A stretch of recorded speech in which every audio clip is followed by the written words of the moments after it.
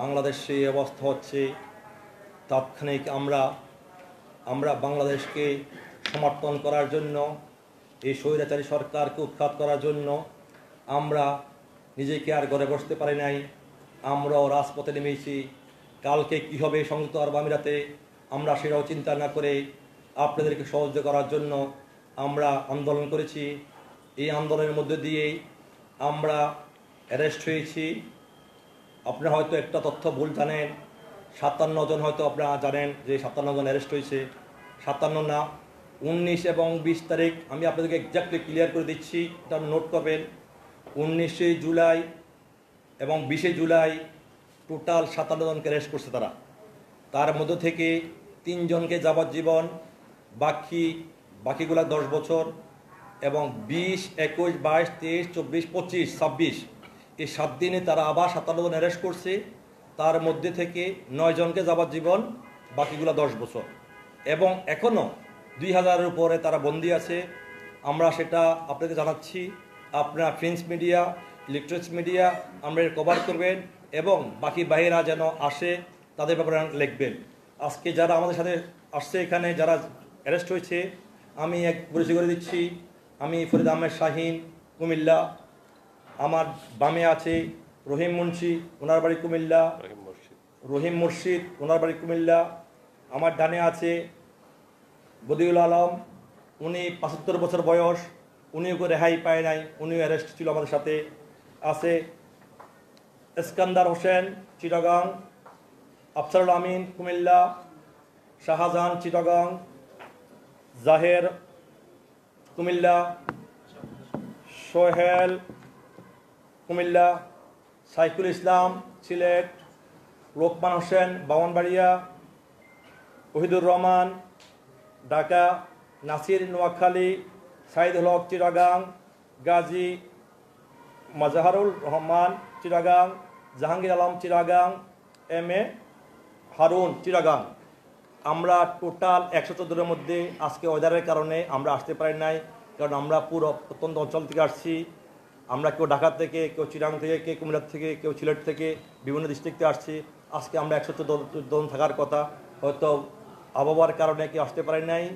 এখন আপনাদের কাছে আমার উদ্যত আহ্বান থাকবে, আমরা যে দেশের জন্য শ্রম দিচ্ছি, কষ্ট করছি, দেশের জন্য আমরা যুদ্ধ করেছি, আমরা প্রজন্ম মুক্তিযোদ্ধা, আপনাদের মাধ্যমে একটা দাবি জানাচ্ছি, সেটা আমার ব্যক্তিগত নয়, সবার দাবি। আমরা যেন আবার আমাদের কর্মস্থলে যেতে পারি। আমাদের লক্ষ লক্ষ টাকার কর্মস্থলকে হারিয়ে ফেলেছি একমাত্র দেশের জন্য। আমার ব্যক্তিগতভাবে 20 কোটি টাকার সম্পদ রয়ে গেছে, সেটা আজকে আমরা অনিশ্চিতের মধ্যে আপনাদের মাধ্যমে আমরা চাচ্ছি যে ইলেকট্রনিক মিডিয়ার মাধ্যমে এবং প্রফেসর নিউজ সাহেবের মাধ্যমে যে আমরা দেখা করতে পারি, যে আমার দাবি দাবাগুলো আমরা প্রয়াস করতে পারি। এখন আপনার সংক্ষিপ্ত বক্তব্য রাখবেন রহিম মুর্শিদ, ওনার মনের ক্ষোভ এবং আশা উনি আপনাদের প্রকাশ করবে। সকলকে আসসালামু আলাইকুম এবং ধন্যবাদ জানাচ্ছি যারা যারা উপস্থিত আছেন এখানে।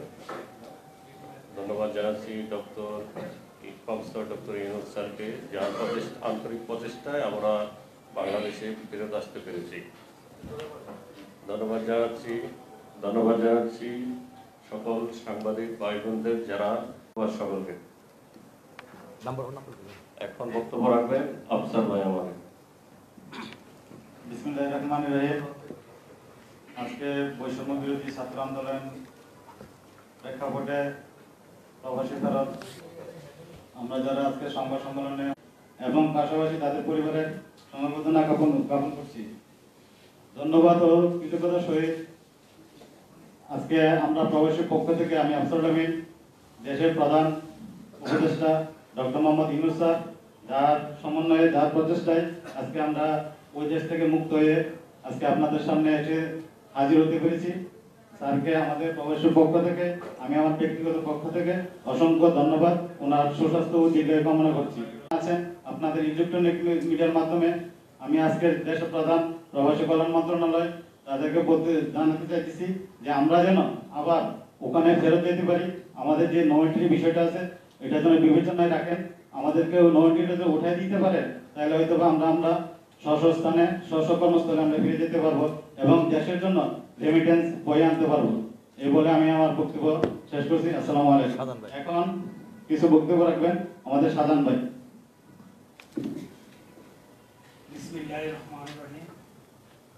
প্রধান উপদেষ্টা ডক্টর প্রফেসর মোহাম্মদ ইউনূস স্যারকে, আসিফ নজরুল স্যারকে, और যারা উকিলরাও আমাদের জন্য যারা বক্তব্য রাখছে চেষ্টা করছে ওনাদেরকে ধন্যবাদ জানাচ্ছি।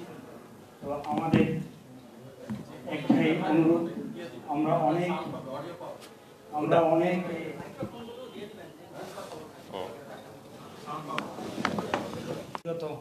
অনেক লাইসেন্স, ওখানে অনেক কর্মজীবী, বেশিরভাগ এমপ্লয় হলো আমার বাংলাদেশি ভাইরা। তো আপনারা যদি একটু অনুরোধ করেন, মিডিয়ার মাধ্যমে অনুরোধ জানাচ্ছি ডক্টর ইউনূস সাহেবের কাছে, আসিফ নজরুলের কাছে, যে আমাদের যেখানে ব্যান লাগাইছে নো এন্ট্রি, ওটা যদি উঠাই দেয় আমাদের কর্মস্থলে, যদি আমরা যদি ওখানে যেতে পারি তাহলে আমাদের 20-25 টাকা।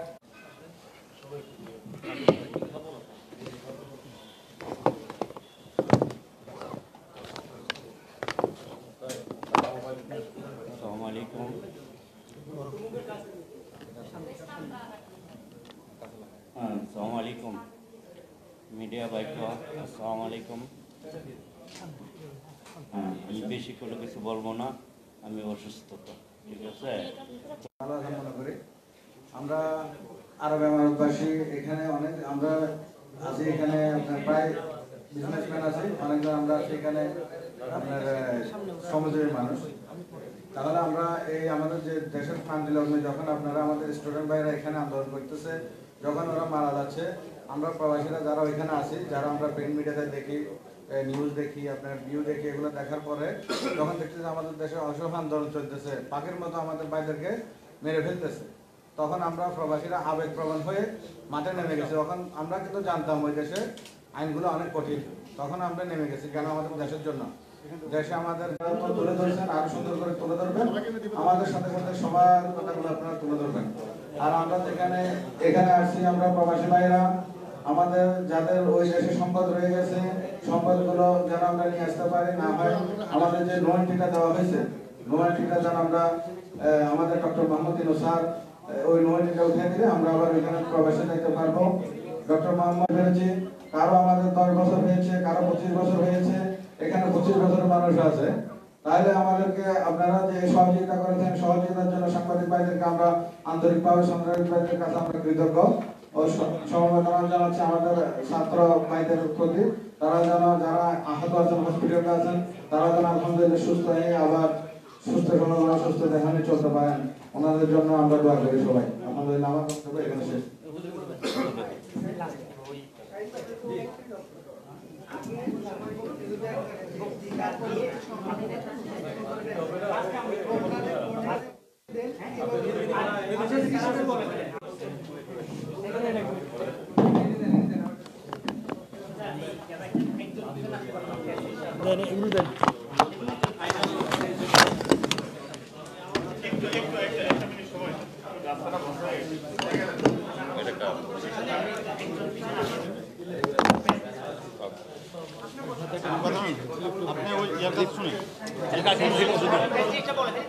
সাংবাদিক ভাইয়ের আমার, আমরা এখন প্রেস রিলিজ করছি, শুরু করছি প্রেস রিলিজ। বিসমিল্লাহির রহমানির রহিম।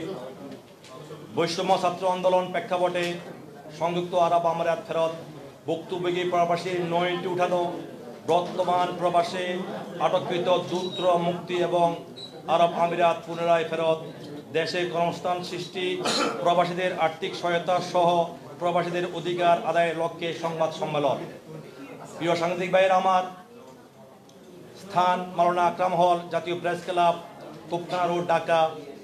তারিখ 25 সেপ্টেম্বর 2024, ইংরেজি বুধবার বিকাল 3টা। আয়োজনে বৈষম্য ছাত্র আন্দোলন প্রেক্ষাপট, সংযুক্ত আরব আমিরাত থেকে ফেরত প্রবাসী বিন্দু ও ব্যবসায়ী বিন্দুরা ও জেলখানায় যারা বন্দী ছিলাম আমার ভাইয়েরা, আসসালামু আলাইকুম। পাশাপাশি মধ্যপ্রাচ্যে ও সারা বিশ্বে শেষ করে সংযুক্ত আরব আমিরাত সহ বিভিন্ন রাষ্ট্র প্রতিবাদ হয়। দেশের মায়া ত্যাগ করে প্রবাসে পাড়ি জমানো প্রত্যেক বাংলাদেশির প্রতি সম্মান ও শ্রদ্ধা ভালোবাসা আছে দেশপ্রেম। প্রবাসীরা দেশের রেমিটেন্স যোদ্ধা, তারা দেশের জন্য, দেশের মানুষের জন্য পরিশ্রম করে থাকে। মা বাবা, ভাই বোন, আত্মীয় স্বজন, পাড়া প্রতিবেশী, সর্বোপরি দেশের মানুষ যাতে ভালো থাকে এই কামনা করেন প্রতি মুহূর্তে। দেশ ভালো থাকুক এই চিন্তা প্রবাসী হৃদয়ের গৃহণে বর্তমান উপদেষ্টা, বাংলাদেশের গৌরব, নোবেল বিজয় একমাত্র বাংলাদেশি ডক্টর মোহাম্মদ ইউনূস স্যারের একান্ত আন্তরিক প্রচেষ্টায় সংযুক্ত আরব আমিরাত থেকে প্রবাসীরা দেশে ফিরে এসেছেন। এই জন্য আমরা অন্তর্বর্তীকালীন সরকার, মাননীয় প্রধান উপদেষ্টা, নোবেল বিজয় ডক্টর মোহাম্মদ ইউনূস স্যারের প্রতি কৃতজ্ঞতা জানাচ্ছি। এই আমাদের অনুরোধ উপস্থাপন করেছি। আমাদের একটাই অনুরোধ, আমরা যারা ব্যবসায়ী, যারা আমার বামে আছেন, তার 500-র অধিক তার কর্মচারী আছে, তার পাশে মাসে তার বৈদেশিক টাকায় টার্নওভার বাংলা 100 কোটি টাকার মতো। ওনার অপরাধ ছিল একমাত্র উনি সেই আন্দোলনকে সমর্থন করার জন্য। আমারও 20 কোটি টাকার বিজনেস আছে। উনি একজন ইঞ্জিনিয়ার মানুষ। আমার সাথে যারা আছেন এরা বড় বড় ব্যবসায়ী। সাধারণ সাহেবের মাসে টার্নওভার 100 কোটি টাকা। আমরা যারা প্রবাসী, যারা অ্যারেস্ট হয়েছি, আমরা প্রতি মাসে আমরা 100 কোটি টাকা রেমিটেন্স পাঠাই। আমরা রেমিটেন্স যোদ্ধা। আজকে সাংবাদিক মাধ্যমে আমরা জানাচ্ছি, আজকে করবেন তারা যেন দ্রুত ফিরে আসতে পারে। আমরা অনেক কিছু বলতে পারি নাই, কারণ আমরা বলতে পারি জেলের মধ্যে আমাদের কি নির্যাতন হয়েছে, কি শিকার হয়েছি, আমাদের কি কি করছে। আমরা যদি এগুলা বলে হয়তো আপনি লেখালেখি করবেন, তার কারণে আমার যারা বাইরে আছে তারা ক্ষতিগ্রস্ত হবে। তার কারণে আমরা অনেক কিছু আপনাদের চুপাচ্ছি, সেটা কারণ আমরা দেশের জন্য চুপাচ্ছি, আমাদের ব্যক্তিগত কোনো কারণ না। সাংবাদিক ভাইয়ের আমার আজকে ওনার বাংলা 50 লক্ষ টাকা উনি লিভ স্যালারি পাবে, উনি গ্র্যাজুইটি পাবে, সেটা উনি এখানে দেয় নাই। যারা আমার শ্রমিক ভাইরা আছেন তাদের টাকা বাকি আছে, তাদের গ্র্যাজুইটি বাকি আছে, তাদের বেতন বাকি আছে, যেন তাদের গ্র্যাজুইটি এবং বেতন এবং লিভ স্যালারিগুলো যেন অতি দ্রুত বাংলাদেশ সরকারের হস্তক্ষেপ করে এদেরকে ফিরে নিয়ে আসতে পারে। সাংবাদিক ভাইয়েরা, আমরা মুক্তি পেয়েছি টোটাল 114 জন, যে 56 প্লাস 56।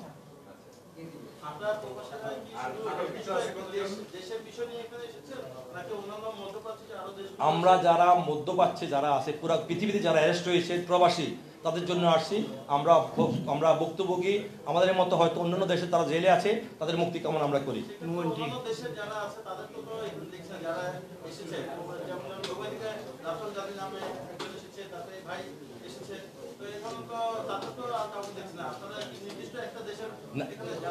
আমরা নির্দিষ্ট দেশ হয়ে, আমরা সংযুক্ত আরব আমিরাত হয়ে যারা আমরা জেল খেটেছি, যারা যারা অ্যারেস্ট হয়েছি, যারা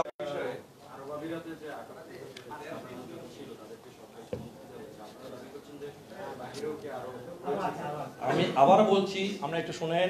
57 বলতে কোনো কথা নাই। 19 তারিখ আমরা আন্দোলন করছি, 19 জুলাই। 19 এবং 20 তারিখের মধ্যে তারা 17 জন লড়ছে, 57 জন। এই 57 জনের মধ্যে 3 জন যাবজ্জীবন, বাকিগুলো 10 বছর। এবং 20, 21, 22, 23, 24, 25, 26 আবার 57 জন। তাদের মধ্যে 9 জন যাবজ্জীবন, বাকিগুলা 10 বছর। টোটাল 57 কত 114 জনকে জেল হয়েছে।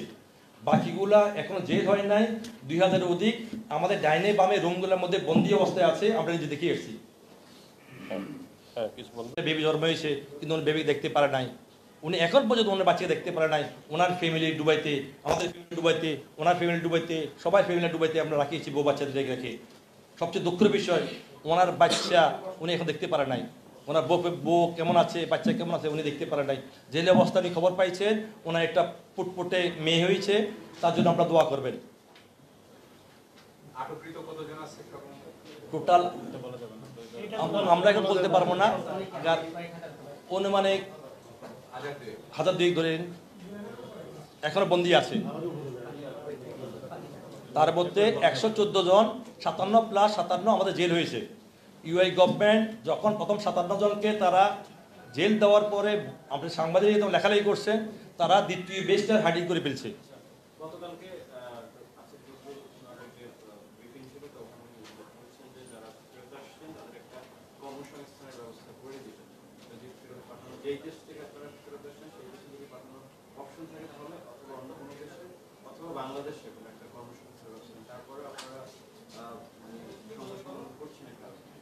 ধন্যবাদ সাংবাদিক ভাইরা। আমরা অত্যন্ত ধন্যবাদ জানাচ্ছি আসিফ নজরুল স্যারকে।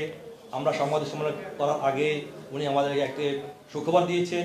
আমরা অত্যন্ত আনন্দিত এবং মর্মাহত। এই কারণে আমরা চাচ্ছি আমরা যারা দুবাই ফেরত যাই, আমাদের ব্যবসা আছে, গাড়ি আছে, বাড়ি আছে, দোকান আছে, শ্রমিক আছে, আমরা চাচ্ছি আমাদের ফার্স্ট প্রায়োরিটি আমরা আমাদের সংযুক্ত আরব আমিরাতে ফিরে যাব আমাদের নিজস্ব কর্মস্থলে। আর যে ভাইয়েরা হয়তো ব্যবসা করতে চাচ্ছেন, যারা শ্রমিক ছিল, যাদের কাজ করতো, ওদের জন্য কর্মসংস্থানের জন্য আমরা অনুরোধ জানাচ্ছি স্যার কাছে, যারা ভাইয়েরা কর্ম জানে, অভিজ্ঞতা আছে, তাদেরকে বাংলাদেশে কর্ম ব্যবস্থা করা যায়। আর আমরা যারা ব্যবসায়ী আছি, আমাদের দাবি হলো আমরা যেন পুনরায় সংযুক্ত আরব আমিরাতে ফিরে যেতে পারি, আমাদের পুনরায় যেন আমরা ব্যবসা আমরা রান করতে পারি। আলহামদুলিল্লাহ ব্যবসা এখনো আছে, কিন্তু কি অবস্থায় আছে আমি জানি না। আমরা যখন থাকলে এক পর্যায়ে থাকবে, আমরা থাকলে আরেক পর্যায়ে থাকবে। আমাদের প্রথম দাবি আমরা ওইখানে যেতে চাই। আমার পরিচয় ফরিদ আহমেদ শাহীন, 14 গ্রাম, কুমিল্লা। আমি ভাই একটু জানতে চাই, সরকারের কাছে বাংলাদেশ সরকারের কাছে আবেদন জানাবেন নাকি সেই দেশের সংস্থা আরব বাংলাদেশ সরকারের দাবি জানাবেন? আমি বাংলাদেশ সরকারের কাছে আবেদন জানাচ্ছি, বাংলাদেশ সরকারের মাধ্যমে ওদের সরকারের সাথে কথা বলে আমাদের লোন রেটটা উঠে দেয়। কিন্তু এটা বাংলাদেশ সরকারের আবেদন করতে হবে ওদের সরকারের কাছে, ওদের সরকারে আমাদের লোনটা উঠাবে। কিন্তু প্রফেসর ইউনূস স্যার ওটা আবেদন করলে ইনশাআল্লাহ আমাদের হয়ে যাবে। এটা কোনো বড় বিষয় না, এটা রাষ্ট্রীয় ব্যাপার। জি, এখন ক্লিয়ার? আমাদের কিছু অনুরোধ আছে, এগুলো আমরা তুলে ধরতেছি। আচ্ছা, জানতে চাচ্ছি আপনারা যদি ইউনূস স্যার অবশ্যই ফেরত দেওয়ার জন্য সুযোগ তৈরি করে দেন, তাহলে আপনারা দেশের জন্য কি করতে পারবেন? আপনাদের তার একটি সাক্ষী প্রমাণ। আমরা দেশের জন্য আমাদের যান জীবন যাবজ্জীবন জেল হয়েছে, দেশের জন্য আমরা শহীদ হয়েছি, যুদ্ধ করেছি দেশের জন্য। আমরা তার প্রমাণে ভবিষ্যতে কোনো সুযোগ থাকে তার থেকে বেশি করব। আচ্ছা, আপনাদের বিশ্বাস যে এই সরকার যদি অনুরোধ করে ওইখানে আবেদন করে যে আপনাদের এই দাবি দেওয়াগুলো ওই দুবাই সরকার মেনে নেবে, এরকম কি বিশ্বাস আছে আপনাদের? আমাদের বিশ্বাস ইউএই গভর্নমেন্টের সাথে সুসম্পর্ক আছে, প্রফেসর ইউনূস স্যারের সাথে। উনার এক ফোনে আমাদের মুক্তি হয়েছি, উনি যদি আরেকটা আমাদের সাথে যোগাযোগ করে আমাদের নোয়েন্টি উঠে যাবে। আমরা কোনো অকারেন্স করি নাই, আমরা জাস্ট এই দেশ বাংলা সরকারকে সমর্থন করার জন্য আমরা মিছিল করেছি। আমরা কোনো ক্রাইম করি নাই, আমরা একটু প্লে কার্ড করেছি, যেটা সবাই করে, এটা কোনো আমরা বড় অপরাধ করি নাই। আমাদেরটা সামান্য একটা ব্যাপার, ইউনূস স্যার যদি একটু সহায়তা করে ইনশাআল্লাহ একদিনের মধ্যে উঠে যাবে, আমরা পুনরায় কর্মস্থানে ফিরে যেতে পারবো। এই ব্যাপারে কি প্রধান উপদেষ্টার কাছে আপনারা কোনো স্মারকলিপি দিয়েছেন কিনা? আপনার স্মারকলিপি দিই নাই। আমরা যখন আপনাদের মাধ্যমে ইউনূস স্যার জানবে, আমাদের যখন সময় দিবে, আমরা 4কে স্মারকলিপি দেব। আমাদের কিছু অনুরোধ আছে, এগুলো আমরা তুলে ধরতেছি। সরকারের প্রতি আমাদের কিছু অনুরোধ। আর কোনো প্রশ্ন করবেন ভাইয়েরা? এটা আমাদের দাবি না, আমাদের অনুরোধ, আমাদের রিকোয়েস্ট। আর কোনো প্রশ্ন করবেন? আচ্ছা, আমাদের হাবেশ সাহেব কিছু কথা বলবে, ওনার দাবিগুলো শুনে।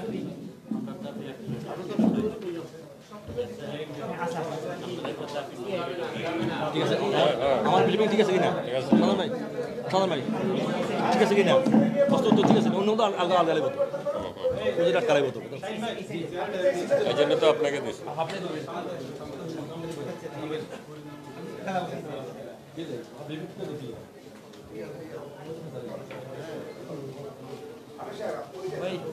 শাহিন ভাই আমরা কি করতে পারেন?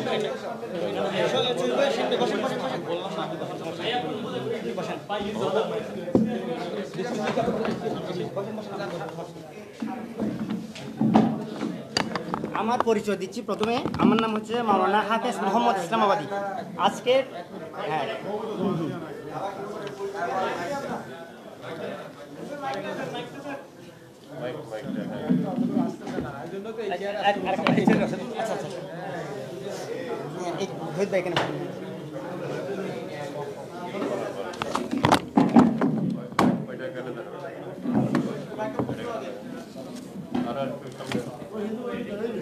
আরেকটু এখানে